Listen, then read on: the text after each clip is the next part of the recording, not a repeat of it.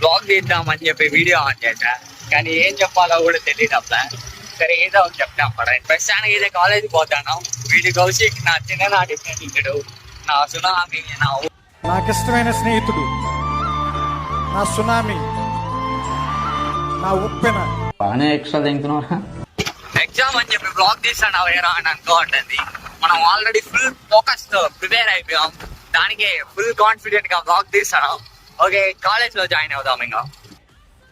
ఇక కాలేజ్కి వచ్చిన వెంటనే మా ఫ్రెండ్ హాల్ టికెట్స్ ఇస్తానరా మామ అని చెప్తే హాల్ టికెట్ తీసుకునేకి వెళ్ళొచ్చాము. అంతలోపు ఎగ్జామ్ టైం అయ్యిందని చెప్పి ఎగ్జామ్ రాయేసి వచ్చాము. ఇంకా అప్పటికే లంచ్ టైం అయ్యేసరికి మా కాలేజ్ దగ్గరలో ఉన్న దాబాకి వచ్చాము. ఈ దాబా పేరేందో మీకు తెలిస్తే కమెంట్ చేయండి. వీటికి వచ్చి మెన్యూ బాగా పరిశీలించి ఆర్డర్ అయితే చేశాం, కానీ బిల్ వస్తే డబ్బులు కట్టనీకే డబ్బులు లేవు.